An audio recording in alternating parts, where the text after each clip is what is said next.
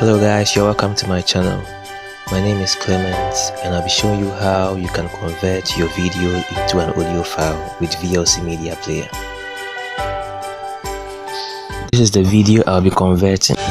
Open your VLC Media Player, click Media, then to convert. Click the Add button to choose the video you want to convert and click Open. Click Convert, and in this drop down choose Audio MP3, and I'll be saving this file alongside my video. Then click Save and Start.